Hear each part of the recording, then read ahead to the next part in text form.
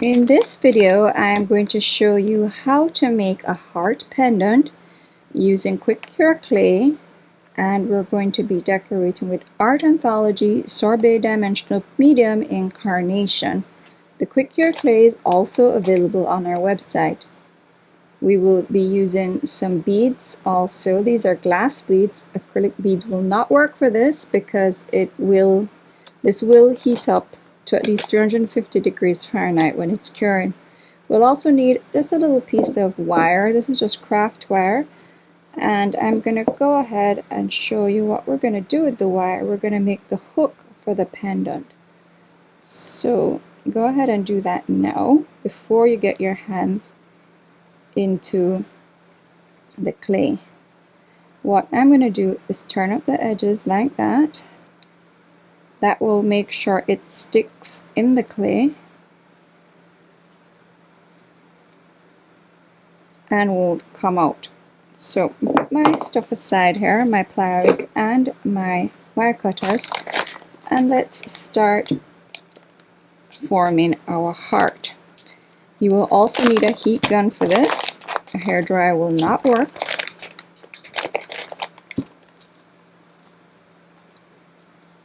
You need the heat gun to get it to the temperature in order for the clay to start curing. Now what I'm doing here is just free forming a heart. If you prefer to draw it on a piece of paper and make a template and then cut it out, that's fine. I don't want a perfect heart. You can also use a cookie cutter or a clay cutter to make your heart if you want that perfectly shaped heart. I'm not bothered. So I'm just going ahead and getting that shape of the heart. You can use clay tools to help you if you like.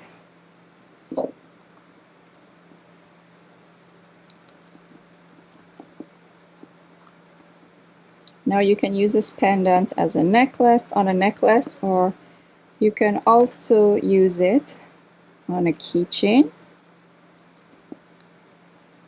It doesn't matter really where you decide to use your pendant. I'm just dipping my finger in some water here and smoothing. I'm just trying to get rid of that bit from my craft mat here, which needs cleaning.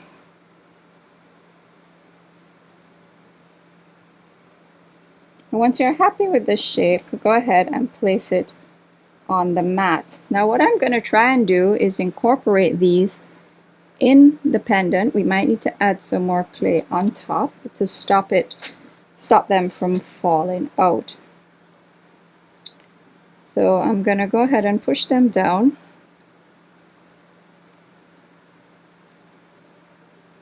You can decide on which colors you want to use. Just one thing you have to be sure of is that they're all glass. You don't want to use one that's acrylic and then it melts in the high temperature of this clay. I like these three. I just want to run a line down. I'm going to just smooth around them. And I'm also just going to add a slither of clay on either side just to incorporate them a bit more in the pendant rather than just kind of stick in there.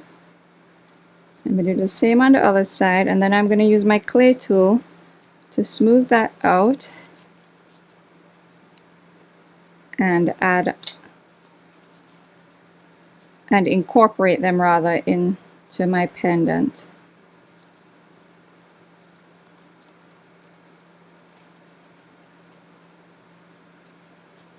Now if you notice I'm wearing gloves, that's because this will itch your skin if you don't. I'm not quite sure what's in it. I think it might be fiberglass, but it's a similar itch to what you'd get if you have fiberglass on your hands. So once you have that incorporated, go ahead and just smooth that down.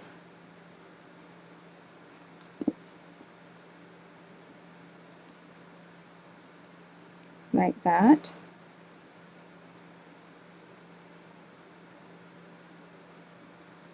So they're like now a part of the sculpture as opposed to just sitting there. They look really nice now.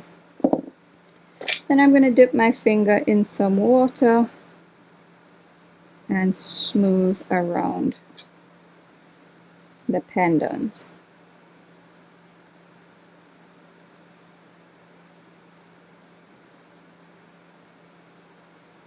If you find that they're getting too covered, you can just use your tool to push back like that.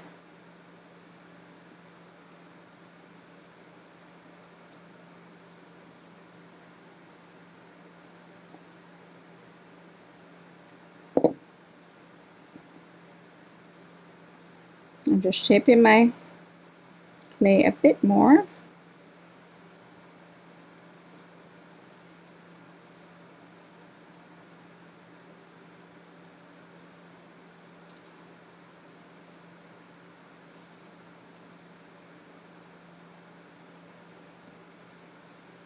And then I'm going to go ahead and push that down in there, right in the center.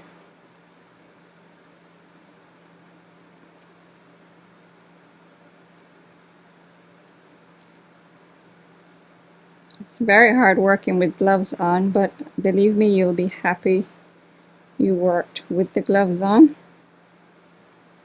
And I'm going to go ahead and smooth off right there.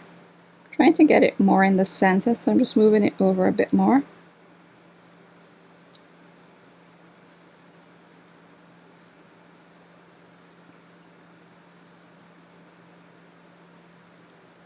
There we go, I think that's better right there. And just smooth out any areas that need smoothing. Fix any areas that need fixing.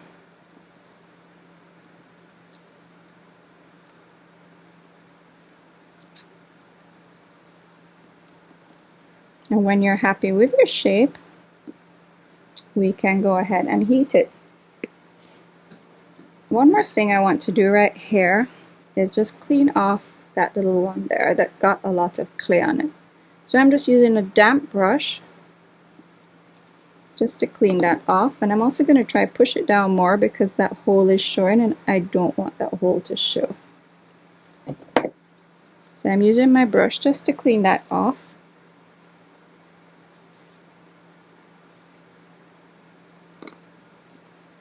And I'm going to scrape this one a bit also, so it shows a little bit more.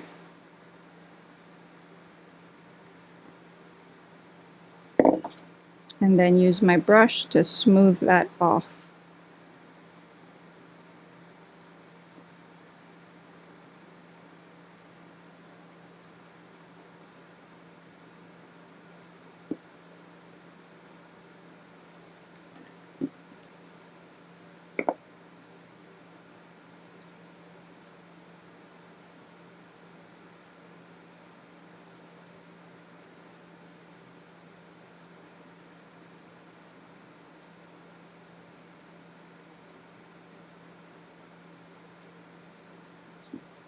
You can always use a craft knife if you need to cut off any areas that need to be shaped up a bit more, any areas that need to come off in order for you to shape it up a bit more.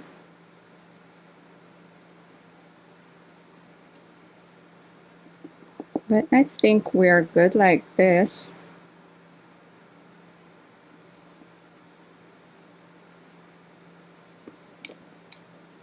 And I'm going to go ahead now, put my clay away.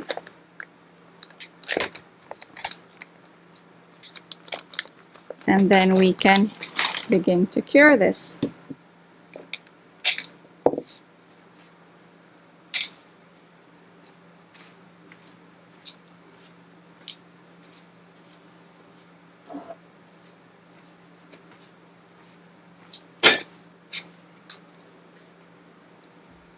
To cure it, make sure it's on a heat-proof surface because it will get pretty hot. The little specks in my clay is just because my craft area isn't very clean today. grab your heat gun and just start to heat.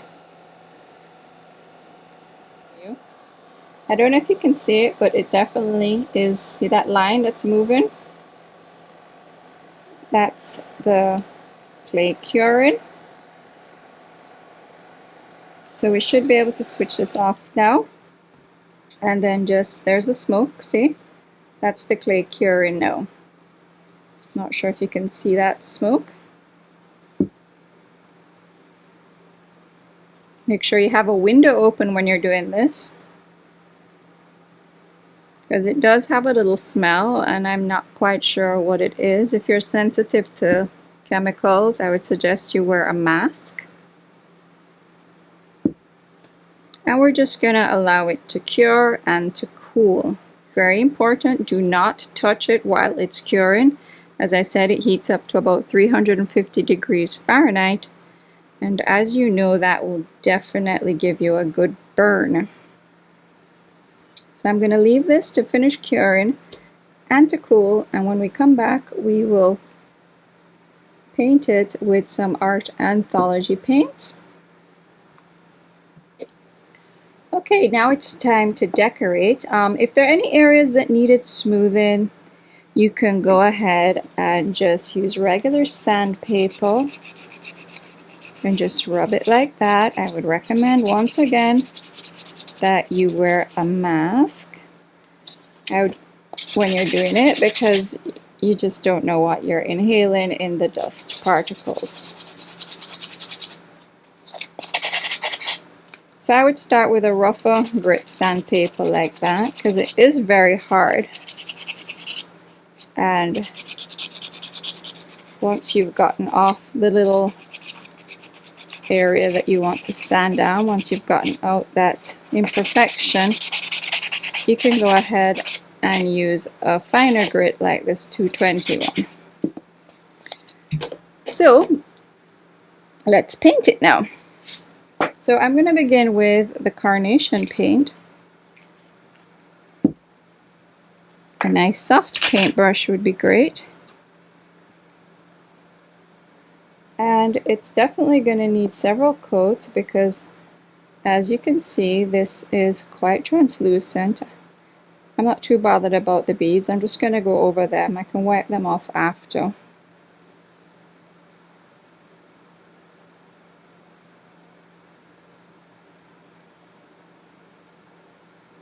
Now this color actually does seem a bit translucent, so I think I'm going to go get a darker color.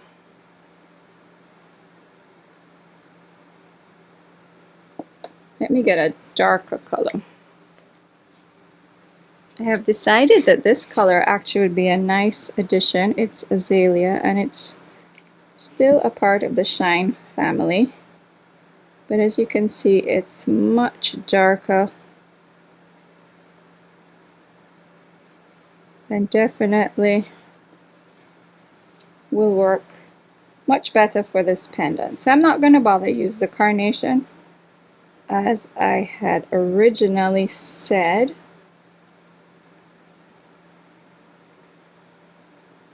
if you don't want those streaky lines, you can use a makeup sponge.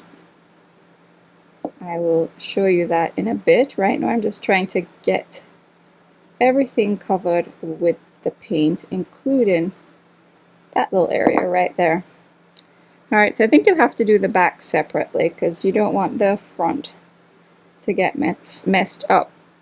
So if you find that you're having streaky lines,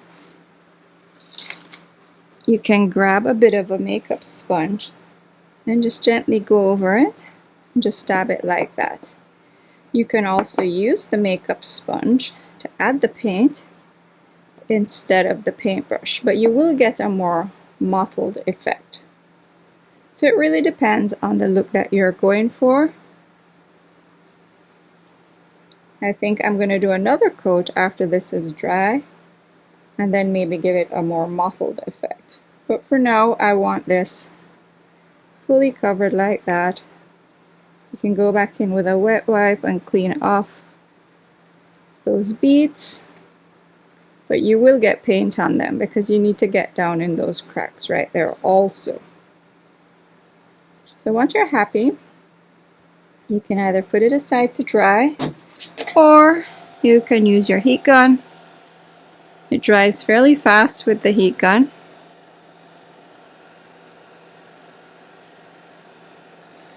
And then go ahead once again and add another coat. So you can just build up the layers till it's as dark as you want it. That is a personal preference.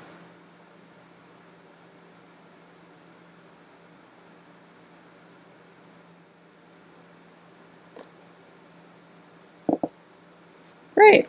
So I'm going to let that dry thoroughly. And then we will add some glitter.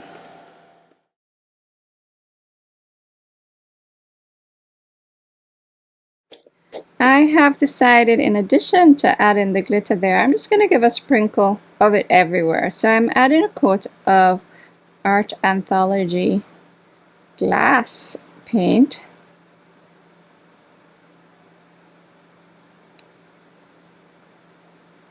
To my pendant.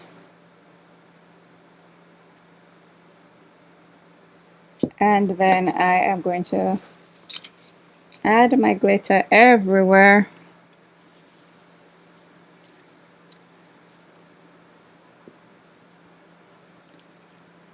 Let that sit for a minute. And then we will do the other side.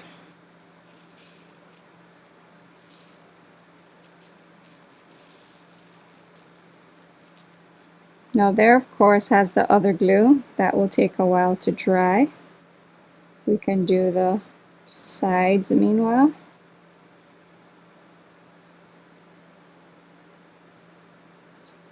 So I'm just using some of that glitter that's already there, coating the sides.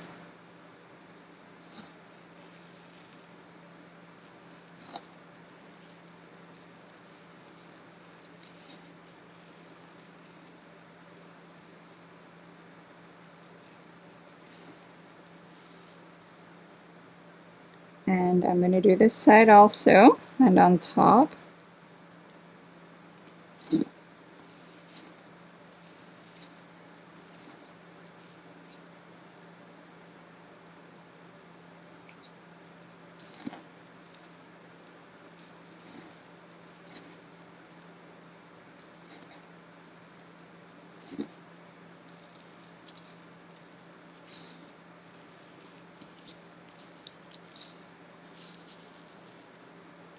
Once it's fully covered, we can go ahead and clean off those beads. Just use a damp paintbrush.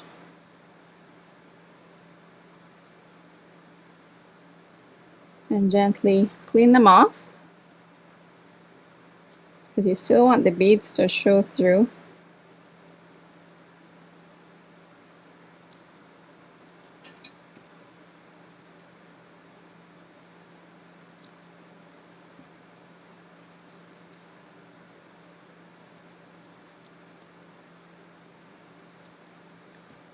You can also probably use a sculpting tool or a toothpick to help to clean off around them, as you did when you were sculpting.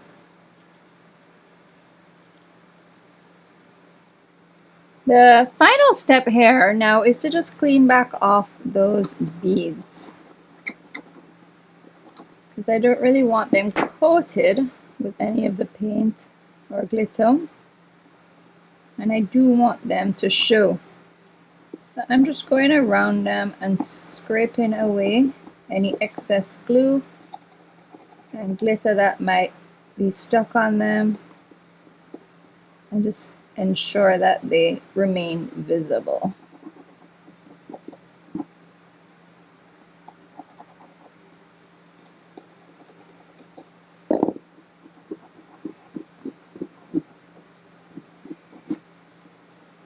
You can also lightly sand them